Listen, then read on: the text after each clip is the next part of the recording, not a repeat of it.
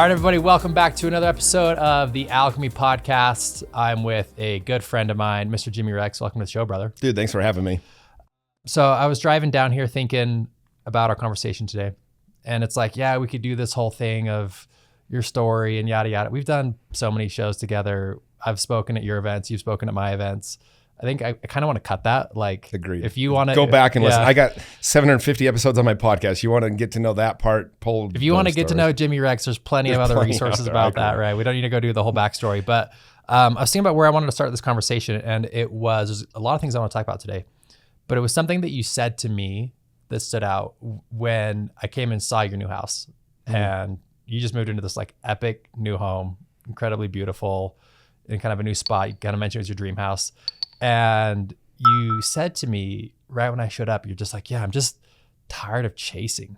I'm just tired of like chasing this thing anymore. I just want to like settle down and relax. And that really resonated with me because I've felt something similar in like the last year too. And one thing that I think we have in common is we are these type A entrepreneurs. Like we get shit done. Like we think big. It's like, we're going to make it happen. And that kind of takes a toll on you of like always trying to like go forward and push yourself to the limit. And I also think there's like these rhythms of life where it's like, yes, time to pull back. Yes. So share me more about kind of that, where you are in your phase. Yeah, I'm glad you said the rhythms of life, because it's funny because I do want that now, and that is where I'm at now. But I also wouldn't be able to truly be here if I didn't have that hustle for the 15, 20 years leading up to this, right?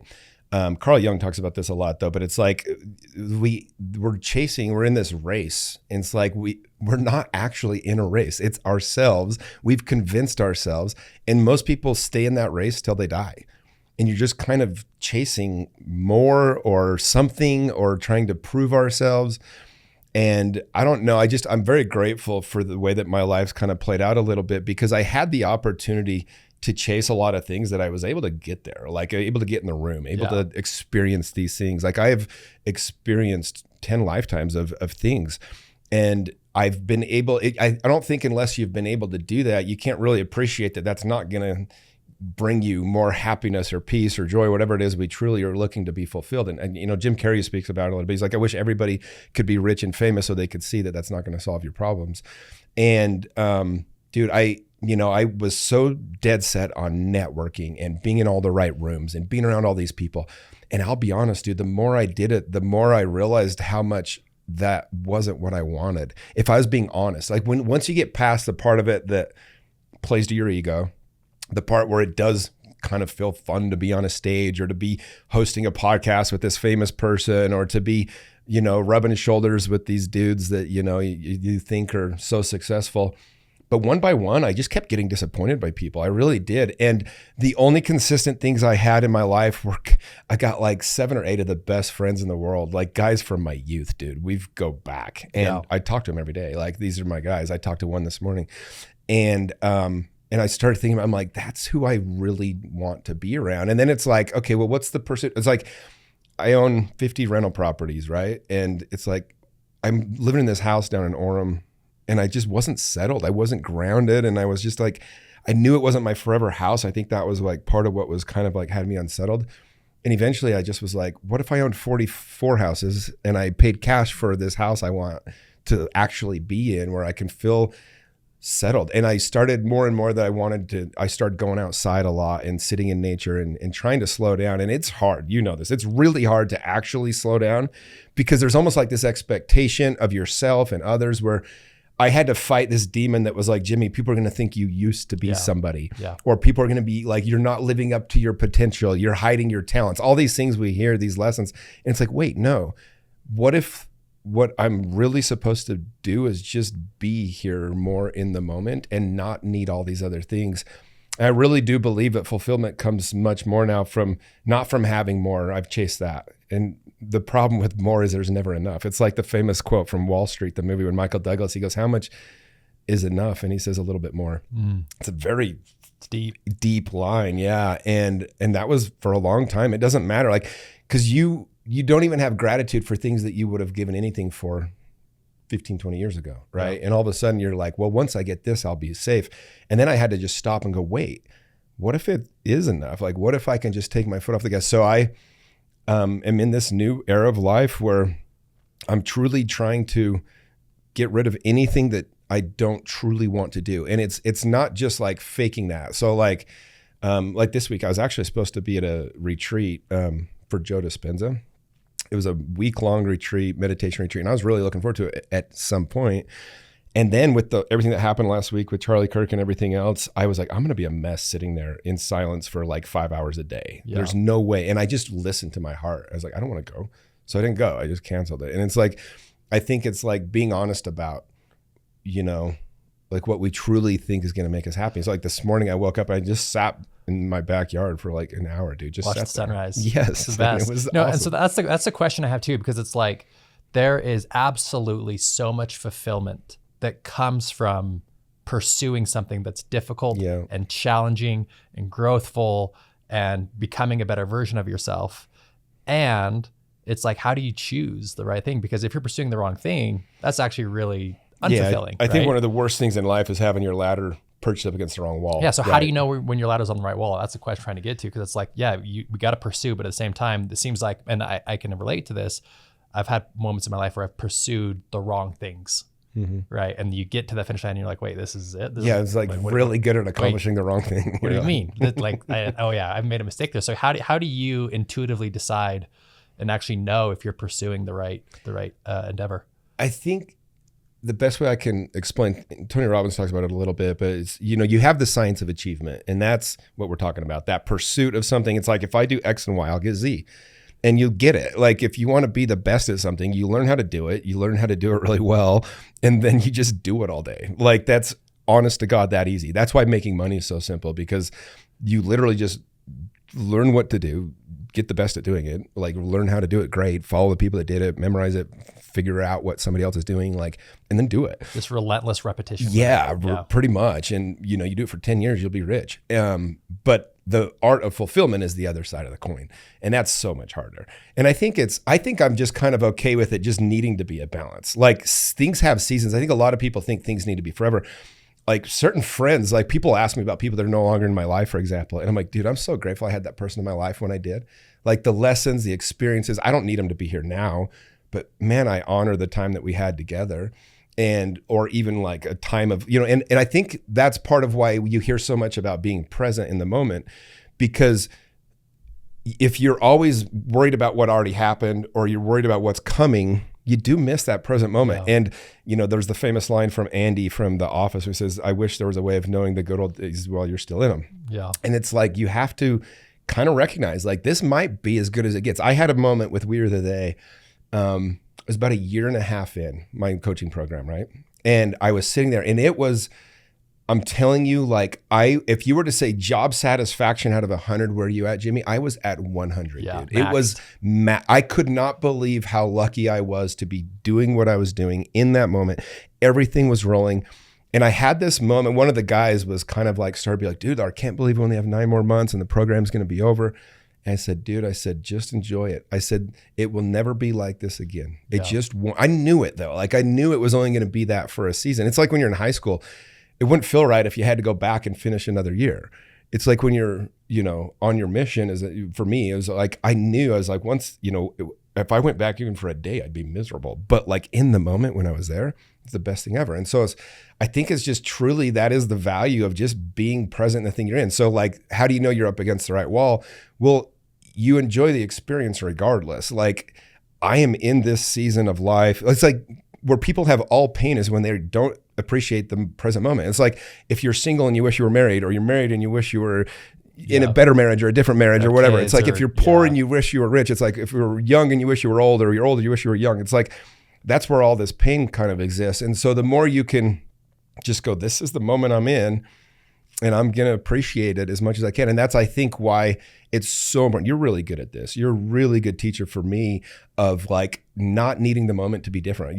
We talked about this before, but during COVID, I was not appreciating the present moment. Yeah. I was really frustrated. And what's funny today is like, if COVID happened today, I would be so at peace. Yeah. Like I've said, my life is so different than it was then. And then though I needed so many distractions to keep me, feeling the adrenaline highs that I was used to, the dopamine hits that I needed. And so me not traveling, not being around people, I mean, you know, people just being retarded and not understanding what was going on. Like I was so frustrated. And you said, dude, like true fulfillment is when you can appreciate the current moment you're in and not wishing it was any different. Yeah. And I remember I was just like, whoa.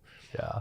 And I think that's the key to the whole thing. Yeah. I On think top of that's that too, a new mantra that I've been working with is I've been saying to myself, when I catch myself really grounded and present, I'll literally will say to myself, this moment is enough. This is enough. Well, I tell people, this is enough. Be right very careful trying to be happier than happy. Yeah. Like that's a real thing. Like when you're happy, let it be enough. Yeah. Like if you're feeling truly at the core, suffering is when we are fighting with reality, right? It's true. Here's the reality of the situation and you're trying to make it different. Yeah. Right. That's suffering. Right? Yeah. And so there's, you know, I'm really deep into Ram Dass right now. He's a prominent spiritual teacher from the 80s and the 90s.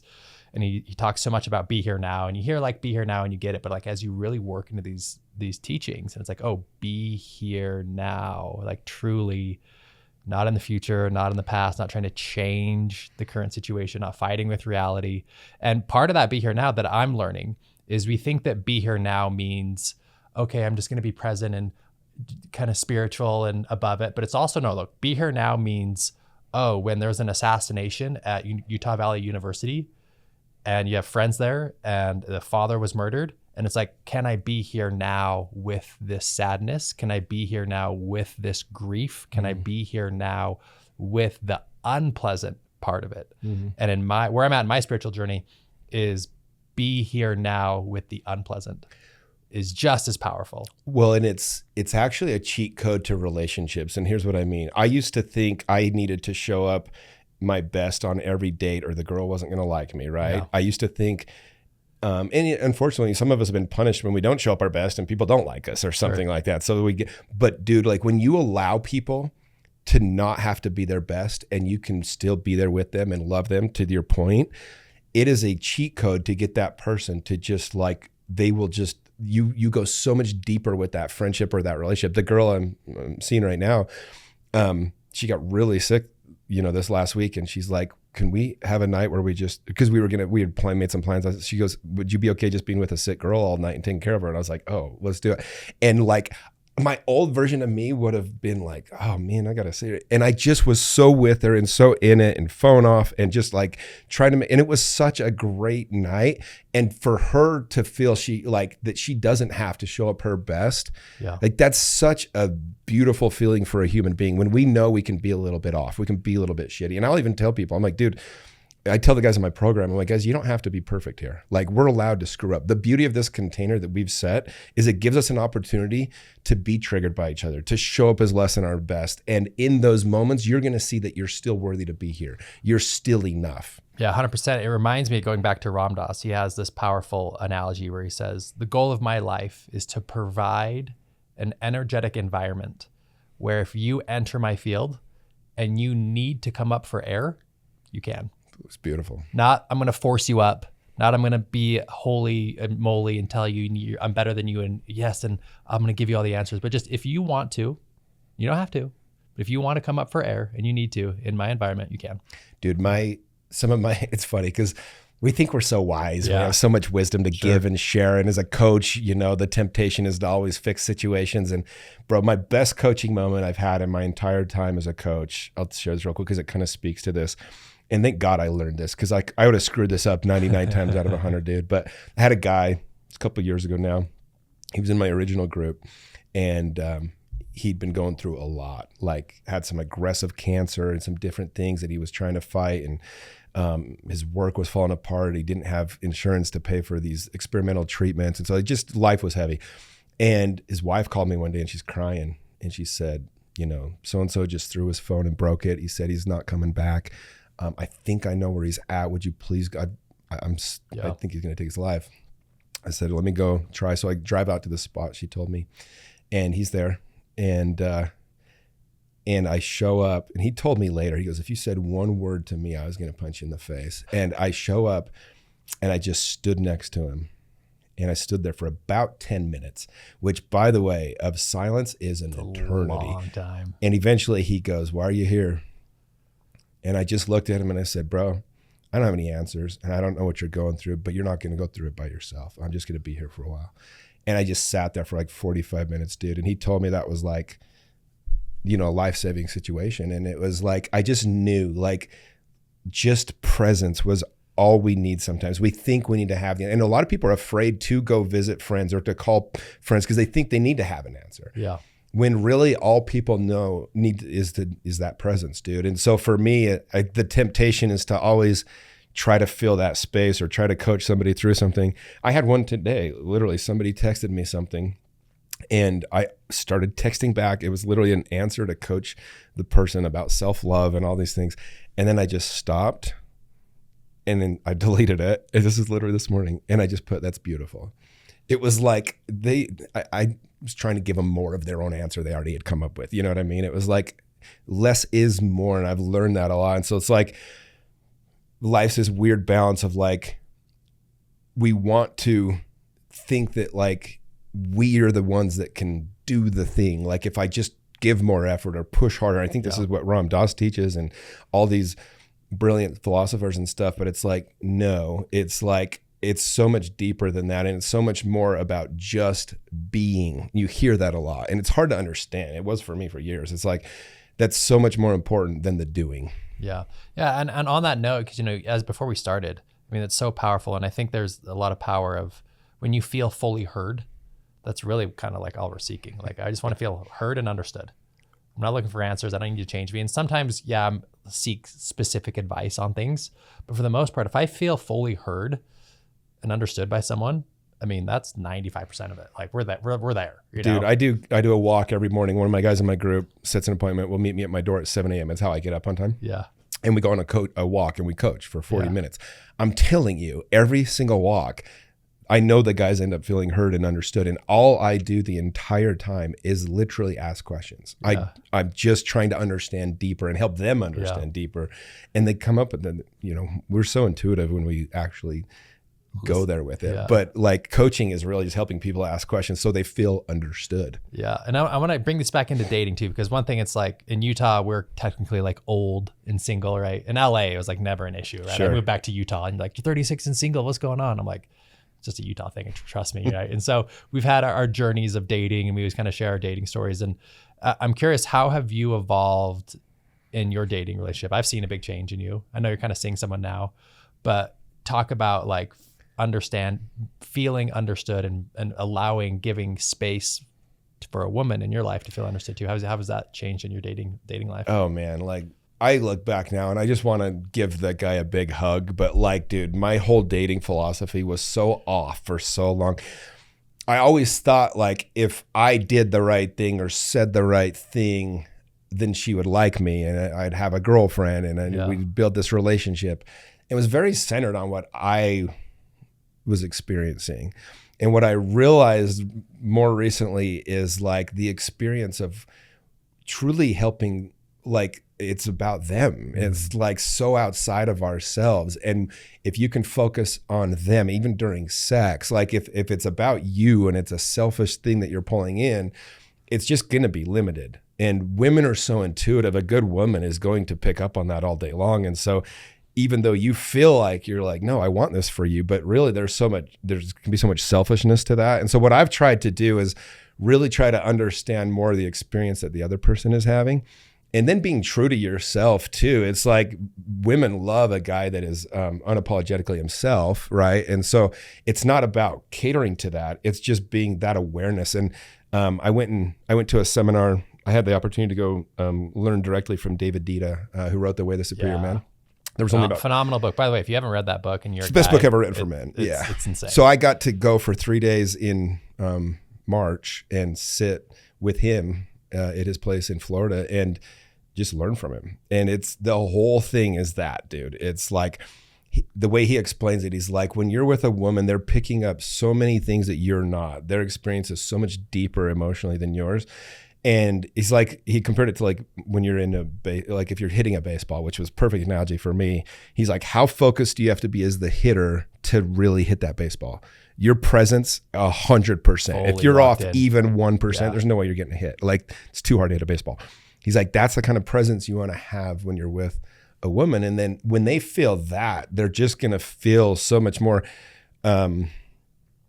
connected to you. And so for me, that's the part that I've been working the hardest on is connecting better to myself so that I can connect better to the other people. Yeah. How does one connect deeper to themselves? Sit with yourself, honestly. I think the biggest, what do I want to call it? The hardest part about, being connected to yourself in today's world is we are so connected to everybody else through our phones and everything else. I mean, I had one of my mentors, Stefanos Safandos, he taught me, he said, look, Jimmy, the answers come to us in silence, solace, and solitude. He's like, you need to get out into nature once a week, literally go sit in nature and don't have your phone and just sit there for an hour. Don't walk, don't hike, just sit and let things come through. And I started thinking like, when was the last time I did that? And I used to think about like when I was in Lake Powell back in the day before, you could bring Starlink and you would be disconnected. I missed the OG days of right. Powell. You'd be disconnected. Powell's forever changed. It is because you'd be disconnected for days at a time. And it was like, oh, that's why we all built these crazy deep bonds with each other. It wasn't about Lake Powell as much as we just weren't on our damn phones. Yeah. And so like, I really believe the thing that's been the best for me is going and sitting in nature, like sitting without my phone, even an hour, or even 20 minutes, if that's all you can get yourself to do. But in that, you start to just kind of feel and then just being more aware. So for example, this is one of the things I teach my guys, how to get off porn, or like how to lose weight, any of these things. Like anytime that comes up, usually it's you not wanting to sit with yourself. There's a disconnect in your feelings and your emotions. You're trying to avoid or get rid of. So you're like, okay, I'm going to go pee. I'm going to go distract myself with my phone. I'm going to go eat. I'm going to go look at porn, whatever it might be, right? And so I invite them to just sit with it and go, hold on, what is happening? Like even if like porn's a perfect example. It's like, okay, are you actually horny or are you just masking something that's coming up? Yeah. And like, cool, if you're horny 1 out of every 5 times, go take care of business. Yeah. But the other 4, you're probably masking something that's coming up for you. So let's look at that. Let's pay attention to that and like start trying to sit with it and be like, what? And I wrote about this in my book. This key is not to feel better. And I think that's where society is trying to push us, big pharma, big food, all these things that, everything's about feeling better. The key is to feel more. And you kind of spoke to this earlier, like bringing in all those emotions. Yeah. The day I learned it was the last piece for me when I was trying to learn how to love myself. And I think that's an ongoing thing that ebbs and flows a little bit. It's not like you get there and you've made it. But for me, the first time I feel like I truly loved all of myself, it was funny, dude, because I'd really been doing a lot of work on it. And I knew there was a piece missing. It was like if I could see an outline of my body, it was like there was a hole. And that was the piece I couldn't get. I'm like, what is that? And I went into an ayahuasca experience actually. And I asked, I said, that was my big ask. What is that hole? What is that piece of me I don't love? And I couldn't get there. And then in that ceremony, it said, okay, you're ready. And it showed me, it said, the piece that you have refused to love is the piece of you that's weak, the piece of you that that fails, the piece of you. And it was like, even when I knew it, I was like, oh, gross. Why would I love that?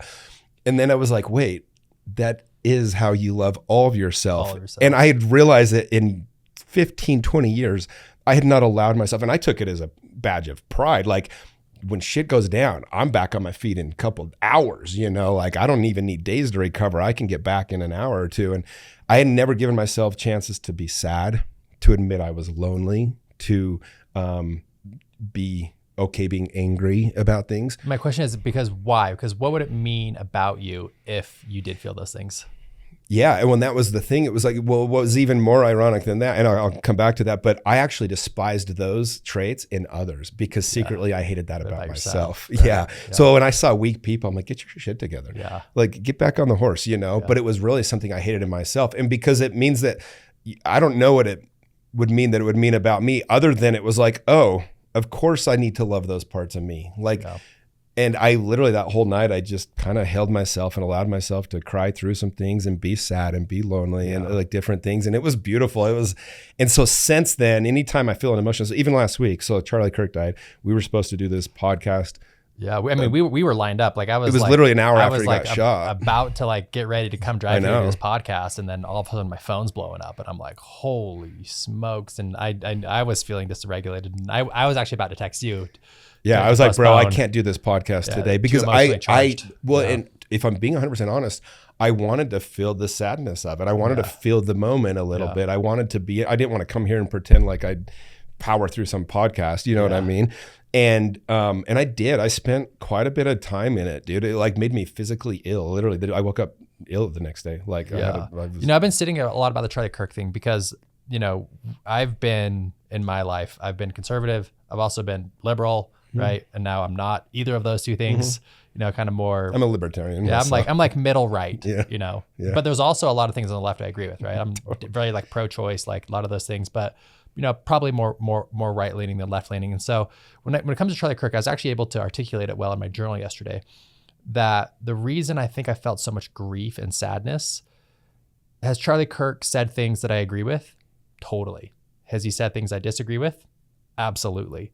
But one thing where I think the grief is, when I think of Charlie Kirk, I think of here is someone who had very clear values and he was all in on those values and he was living a life in alignment and integrity with his personal values. I don't necessarily agree with all of them, but here's someone, I am integrity with my values, that I'm on a mission to be of an integrity with those. Well, and I think that's what we loved about Charlie Kirk. Because it's one thing if a politician gets killed, because very few of them actually have integrity. Right.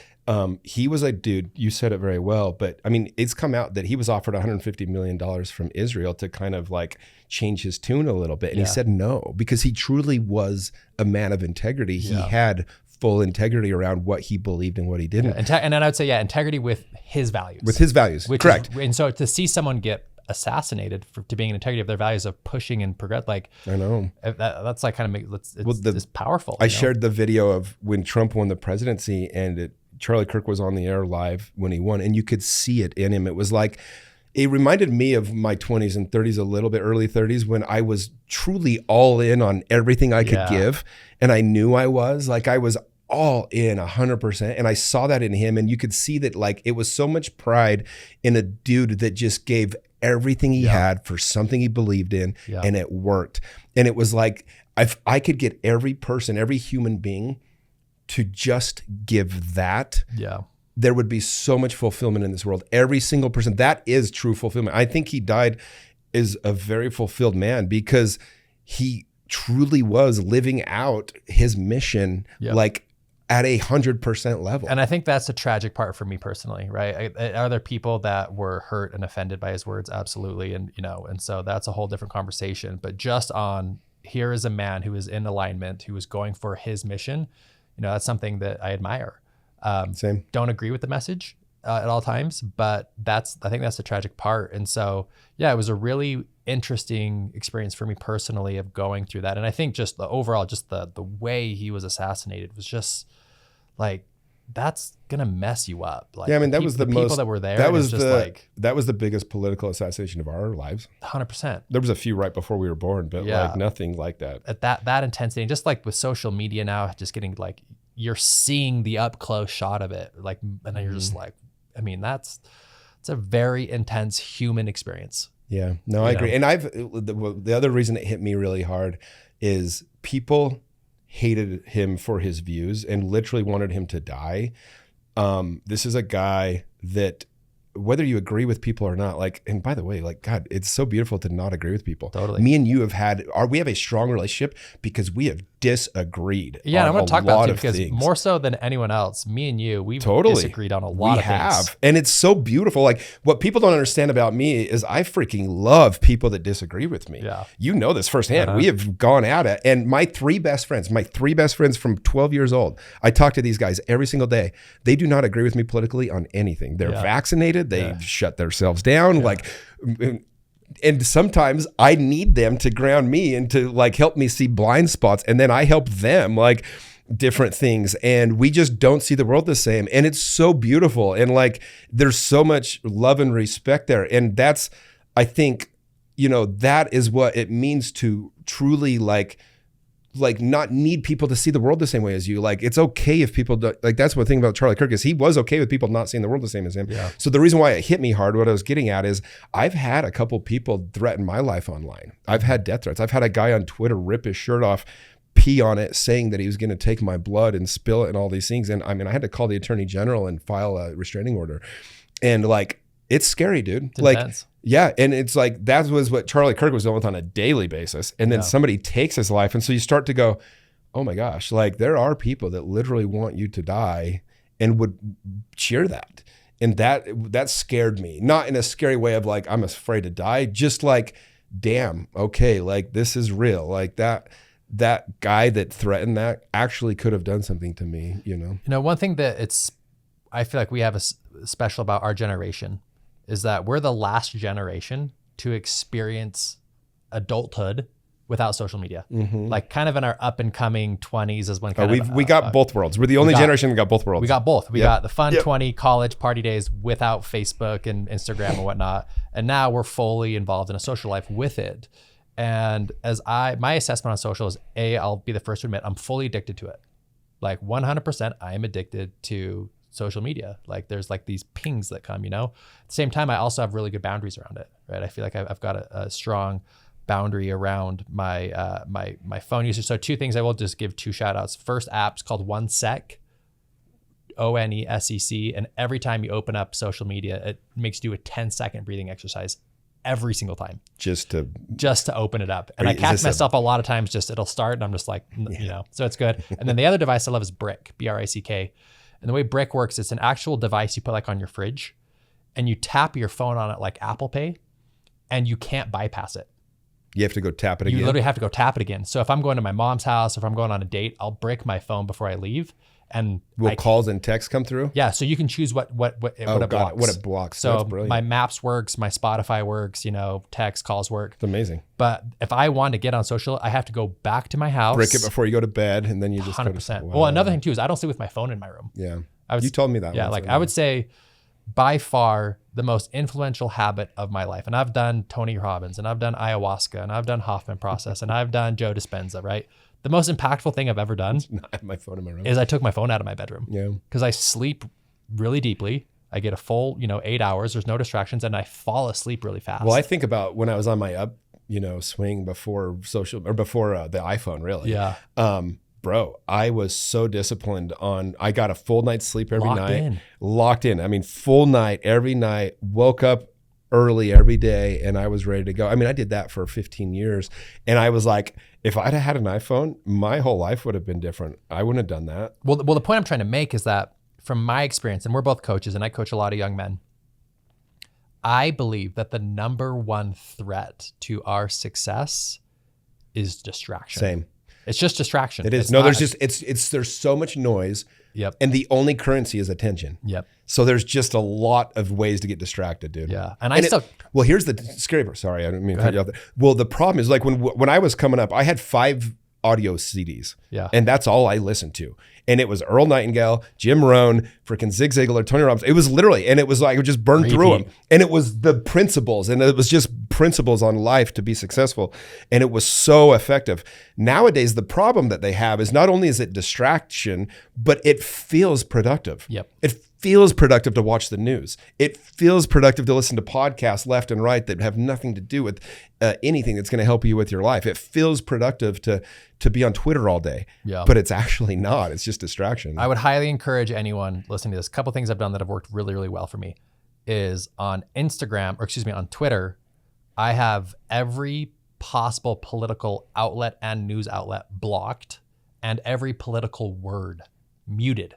So it doesn't, like, Trump doesn't even show up on my feed. I don't know anything that's going on. What's funny is you told me that and I blocked the word Trump. It's still blocked on my, it's the only word Trump blocked on my phone. So that's really incredibly successful. Another thing too is if you haven't yet, go into your settings on Instagram and you can reset your algorithm. So now you're not getting, because you got to keep in mind, what's Instagram's goal is to keep you on the platform as long as possible. So if you watch a video on Charlie Kirk and you watched it for 18 seconds, they're going to try and get you to watch it for 21 seconds. And then before you know it, you're watching a 20-minute video on, whatever on it. So if you can reset your algorithm, right, now you're not getting fed these things, you're not going to get pulled into it.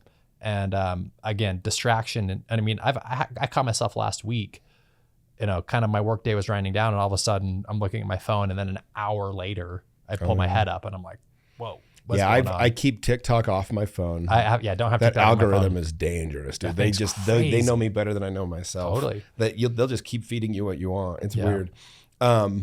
YouTube's algorithm kind of sucks. I hate it because like when I'm studying like a guest for my podcast, it'll feed me stuff of that damn person for the next week and a half. Yeah. I'm like, dude, I just wanted to watch one video on her so I can get ready for my podcast. But the TikTok, it's a dangerous algorithm. Yeah, but it's true though. I just take the app. Well, it's funny. It's like, hey, use Instagram and TikTok, but only do it on your home computer. Have you ever done that? Yeah. It's just not a fun experience. It's weird. It's not as easy to do. No, but you can go on, you can kind of get caught up, but it's just not a fun experience. Yeah, and when I think too, to get to circle this through, I think what's so powerful, you've gotten advice to go out into nature and sit in silence, and the insights will come. And I think that's so true and so powerful. And my belief is this, in my spiritual world, is I believe that there is like a never-ending source of intelligence and guidance and consciousness. Is kind of like almost like a stream always happening, and it's always available. And you can either like open yourself up to attune to it, or you can close yourself off to it. So like the insights, the intuition, the clarity is always there, but too often than not, we're pulled down, right? And so I think of it as like, we remember like those old radios, and you had to turn the dial to get exactly on the dial, or it'd be all staticky. And I think that's what intuition and like how God's trying to talk to us is that the voice is always there, but we have to attune our radio station, our frequency, to get a clear message. And most times the things we're looking for in life are there, but we're not attuned to that message because we're distracted. Yeah, that lands for me. With our devices. Yeah, because when do we find messages from God? When we're in nature, when we're in a temple, when we're in prayer. Yeah, when we're in places where we're actually tuned into that. Yeah, we're right? intentionally 100%. Trying to find that, right? And a lot of times we're just unintentional with our acts and behavior. Yeah. And so, I've noticed that within you over the last couple of years too. And, I love that you've got your little morning routine of being out in the backyard. And so let me ask this, as you've kind of, from my perception, become more intentional with your, I don't know, is it God to you? Sure. Yeah. I'll use the word God. Yeah. I do feel it's God. I don't know what that is. Don't care to. It doesn't bother me not knowing. But there's something there, a source of being higher, a source higher than myself, that absolutely wants us to succeed, that is absolutely willing to give us whatever it is. But it's kind of that knock and you shall receive kind of thing. Like we have to want that, right? And I think that source is always, I think it's very altruistic. I think one of the most damaging things I believed as a kid is that love could be gained or lost, or that, almost it was conditional. Yeah. And I think once I understood that, like, I can't screw this up. Yeah. God can't love me more or less than he already does. And that's. Yeah. How did you rewire that self-belief? Because obviously growing up in Utah, Mormonism is very prominent here. By the way, I love the Mormon church. I think it's great. Totally. My mom's very Mormon. I'm not a practicing Mormon myself, but at the same time, I got this from you, is I claim it as a heritage, right? You're the one that kind of brought that insight to me. I'm like, oh yeah, that makes sense. Like I grew up Mormon. It's my DNA, I'm not a member right? of the Church of Jesus Christ of Latter-day Saints, but I'm a Mormon. Yeah. I'm a Mormon, but I'm not an active member of the LDS faith, but I'm a Mormon given the and I would love in my future marriage to have a lot of those principles and standards. And, it's what I always say is like, look, if you're going to take the things about it that made you good, you better, not blame it for the things that maybe you didn't like then. Yeah. So talk to us a little about that transition for you, because there's moments in our lives, right? I'm sure there's a version of Jimmy where you go back in time and you would tell Jimmy like, hey, in the future, you're not going to be Mormon. And that's like, no way. I'll never know, right? It's funny. I mean, who was I telling this to the other day? I was talking to somebody and they're like, the version of me, like the 30-year-old version of me or the 25-year-old version of me especially, would just not even believe like what he was seeing if he saw me today, right? And it's just funny. It's a fascinating thing to me. It's like, I was talking to this girl I'm dating right now about this. I was like, we only know the version of people that we meet in that moment. Yeah. It's like, I've had 10 versions of me. And I told her, I said, look, there's versions of me that were more fun, more adventurous, but you're getting absolutely the best version of the guy that's trying to be in a relationship. Yeah. And it's not even close. You know what I mean? You're dating the best version of Jimmy of all time. The best one for being in a relationship. I'll say that. Like, and because I've always been obsessed with the idea of trying to make myself better. And it's like some of those versions, some people love and some don't. But at the end of the day, I love the entire journey of it. Like I always say, a couple of years ago, I was out with this girl. We kind of just started dating, and she was like, I hate that people think that you're this party guy because that's an old version of you and that's not you. Yeah. And I said, can I say something to that? She's like, yeah. And I said, I loved that version of me. And he wasn't a bad guy. He was a little misguided, but that guy was so funny. I named like 10 things that I did that were just really awesome for people. I said, there is no this guy without that guy. And she was like, wow, I love that. Yeah. It's like, we have to love all the versions of us. It's part of that whole love, you know, the parts of us maybe we don't even love. Like, for whatever reason, that dude was doing that at that point. And that's all just part of the beautiful journey that this life is. And none of it's wrong. It really, I really believe that. Like, and when you can truly go, no part of my life is wrong, because I think that's again where religion can, something's right or wrong. When none of it's wrong, I can't remember the last time I had like a bad day. Yeah. Like it's just a day that you're learning, or a day where you're sad, or a day where you have to like, you know, learn about a new trigger or something. But it's like, there's no bad days. And I love that. It's like, I think waking up and having a day where you're like, wow, I don't want to experience this one again, but holy shit, what a lesson to learn today. And that's a beautiful way to live. And then it takes away the pain of like needing or expecting your day to be different than it was. Yeah. On that, I want to pivot that into a topic that I think as men, we need to talk about, because we're continuously evolving and changing, and people see us as older versions of ourselves, and we're growing into newer versions of ourselves. And just the reality of the situation with that comes as men is that we go through friend breakups, right? I've had a lot of, you know, maybe not a lot, but I've had on a hand of like friends in my life who I thought like, oh, this is a best friend. And now I'm not friends with them anymore, right? And that happens a lot with guys. And I think as men, it's harder for men to make friends, especially in your more adult years. And then you couple that in when you do have friends, and then you go through friend breakups. And I think that's actually a normal part of evolution and growth. So can you speak to that a little bit more, of like going through transitions of being really in with the community and then maybe shifting out, and kind of what and I talked about it a little bit earlier, but I really think we have to understand that not everything's supposed to be forever. Like, really appreciate that some friendships are just for a season. Some friendships, you needed them in that moment, and it's like no part of it needs to be any different. You can just honor it for what it was. You know, I was looking the other day, my picture for my 40th birthday, I had like 30 of my closest friends there. And there's 3 dudes on that list that we're not friends anymore. Yeah. And even as I was looking at it, and one of them really screwed me. I mean, lost a lot of money investing with him. And the person was like, so do you hate him? And actually, this is a pretty good example of this. I said, oh, I don't hate him at all. I go, let me tell you what I got out of that. And this dude, even though I ended up losing close to $1 million at the end, he introduced me to more people that were impactful on my life than anyone I've ever met. There is no we are the they without that guy, probably, because the amount of people that he introduced me to that inspired me, that helped me get there, I honest to God don't think it ever would have happened without that person existing.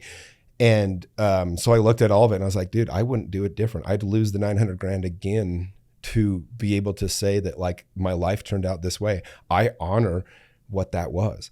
I wish he had acted differently. Sure. He's literally got a federal trial coming up, you know. Yeah. I wish he had made better choices, but I don't regret the relationship. I don't regret the friendship. I also don't want the friendship going forward, but I can honor him and appreciate what that was in the time and not need it to be any different. And I think that is just like, you have to go through enough of those experiences to just go, cool. You know, because I was always the guy that, like, to me, friendship was like everything. I mean, I always put my friends above everything else. That's why I have really amazing friends, but like to a fault, you know. And I've had certain friends fall off and other ones that like fall off and come back. And I think it's just the understanding, like it's okay for friends to be for a season. Yeah. You know, and one too that keeps in mind for me is, you know, I've had a couple of devastating friend breakups. And at the same time, it's like, oh, that's now making space for new friends. And, of course, you know, and for a woman in your life and or other a woman things, or a business or whatever it may be. Yeah, and even just for the lessons you had to get. Yeah. Or like how cool to learn. Like I know for me, like I used to think that loyalty was one thing, and then you see some people really, you know, like screw you on that. And you're like, oh, that's not what loyalty is. Loyalty is this. And then all of a sudden I show up that much better for my other friends. And so even the hard lessons, and they suck. Like they suck. Like when you lose a close friend, or a close friend kind of stabs you in the back, there's a few things worse. And I guess, you know, it's all how you look at it, because for me, it just helped me be that much stronger friend with the people that I really value. Yeah, and at the same time, though, one thing I want to acknowledge you for is you are great at making new friends, right? And I know a lot of guys struggle with that. Yeah. And so for a lot of men who are lonely, right, maybe married or unmarried, right, they're lonely looking for new male friends. How does one make new friends? How do you get into these new communities? Like, what advice would you have to someone who's looking to? Yeah, I'm glad you asked that. And I never really appreciated this until I started to think. So in 2019, I was the number one realtor in Utah that year, and I had hit the peak of my career. I sold the most expensive home in Utah. I made over $5 million in commission. I just say it so you can understand. Like, I was at the peak, dude, and it was on cruise control. I was out of the country 100 days that year. I mean, it was truly where you try to get to in your career of all time. And I had the strongest impression that I was done doing this. I need to do something more impactful. And I knew it was around coaching, but I felt like an imposter. I was still single. I have my own shit. And then all of a sudden I was actually doing a meditation with our friend Bea, and she said, Jimmy, who needs this? That's who needs it. And it was men. And I realized I've always taken for granted that people just want to be my friend. I have never had a problem making friends. Right. That's just a gift that I have. Now, I have plenty of problems staying in relationships and other things like that. Like, this is not me being better than anyone or anything else. This is just one of those things I happen to be world class at. And I was like, oh, I actually know why I'm a great friend. I've studied this. I know what I do to build those friendships quickly. I know how I do it. And I was like, what if I could teach this to other people? And that's literally how Weird That They started. It was about helping men form community and brotherhood. And so there's a couple things you can do. Is number one, to find those friendships. Number one is you have to go out and put yourself out there. Like, you really do just have to put yourself out there. They're not going to come on your door. Yeah. And so if you're not going to join a men's group, I mean, that's the really quick way to do it. Right. One that's in person so that you can actually connect and bond. Something like yours or mine. But if you're not going to do that, go join a sales group, go join a team of some sort. You got to get out.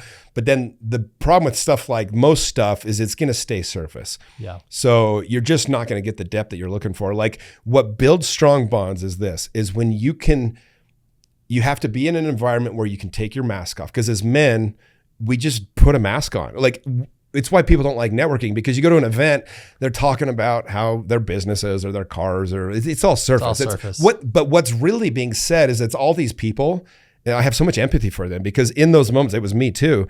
What they're really saying is, hey, I promise I'm worthy to get to know. Please love me. Mm-hmm. But how it comes off is like, yeah, my business did $4 million last year, whatever. How great I am, right? Right. Me. Yeah. And so it stays very surface. And so what I try to do with my program, what we do with my program, is why it works. This is why it's been so successful, is that very first 48 hours there in the program, we first build them up. I have each guy write a list, and I'm just giving examples. You can do this in a million ways, but you've got to take those masks off. And so I have them all write a list, their badass list of everything that makes them a badass. And they have to come up with at least 50 things, and they share it with the group, and we celebrate each person. Because what happens at the end of it, you're like, holy shit, every guy here is a badass. Like, when you take 45 minutes and actually write it down, every single person is a badass. And there's people that are like, I haven't done anything. By the time they're done, it's like, you're like, what are you talking about? Yeah. But because we'll always give more credit to others than we give to ourselves. And then the next day we talk about all the, we do this circle game where I have everybody, it's called Step in the Circle, and I have a list of 50 things. And if it applies to you, you take 2 steps into the circle. And it starts simple enough, like if your parents divorced, or if you've ever had somebody in your family die. And then it gets pretty deep, like have you ever been cheated on? Have you ever had your heart broken? Have you ever cheated on somebody? Have you ever, you know what I mean? And by the time you're done, there's not a dry eye in the room. But what it does is all of a sudden it just helps people take that mask off and be seen. And more than that, it's like most people, when they take the mask off, most just never take it off. But if you do take it off and you're loved in that state, then you create a bond with those people that like is just deeper than anything you've ever experienced. And for a lot of people, it's the first time they've truly felt loved. Because when you have a mask on, if you're wearing a mask, Doug, I could be pouring into you all day, but subconsciously you're like, well, they're just loving this version of me that I'm showing them. So you're not actually receiving the love. You're not getting it. But when you take the mask off and you're like, oh, I can be a piece of shit.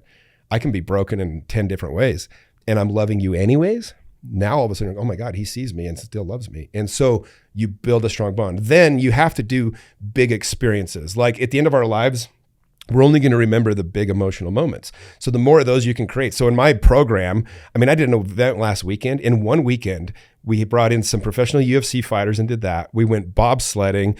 I had these military Green Beret dudes come in and give us like a torture training camp. We had a poker tournament where the winner got a trip to New Zealand. We had breath work together. We went on this killer hike together. I'm missing, like, we did all these other things. Oh, we rappelled down a waterfall. I mean, it was like in one weekend, we did more things than most people would do in a year or two, right? And so you create this stronger bond because you're doing these things together. And so you have to get out and go experience high adventure, high emotion type things, because then it gets in your body, and whoever you experience that with, you're going to create a deep bond. And it's on those little walks to the place or the drive to the place where you have that conversation afterwards, and you're in a heightened emotional state that you really anchor in, that you really appreciate this person, you love this person. And so it just builds strong bonds very fast. So that's really the formula that I've discovered on how to build strong friendships quickly. I mean, it's so powerful because there's something so much to be said about, because what I'm hearing is you're describing conditional versus unconditional love. Mm-hmm. Conditional love is if I perform X, Y, Z, 1, 2, 3, then I receive love. Unconditional love is regardless of my past or my future or who I am, I'm loved without any conditions. And you're combining it with, this my mantra, holy shit, we're alive, novelty. Yes. Right. It's like, how do we kind of shake into our lives these new experiences? And I had a really powerful insight in ayahuasca one time. My last nights of ayahuasca, this like quote just came and cemented in my brain, and it said, do the things that make you feel alive.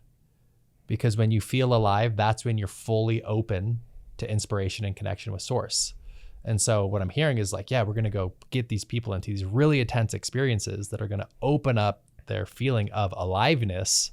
And when I'm feeling fully alive, I'm opening up to the universe, going back to the radio signal. Now I'm fully in tune, right, with what's going on. And I can receive revelation and insight and clarity. Dude, say that quote. I love that quote because I want you to say it again, because I've had probably 20 dudes in my program say, I've never felt so alive. It's the word they use. Yeah. It's like, oh my God, like we're doing this. Like say it again. The quote that came to me in ayahuasca, it was like a bullet. It said, do the things that make you feel alive.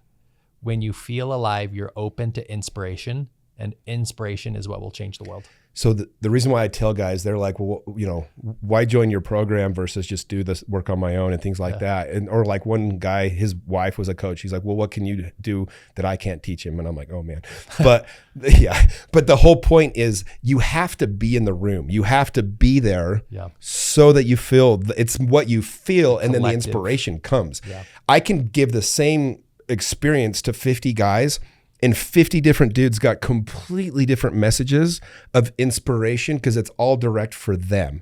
And that's the coolest part. And that's why you have to be there. Yeah. It's why when you go to a Tony Robbins event for a week, you get these crazy downloads.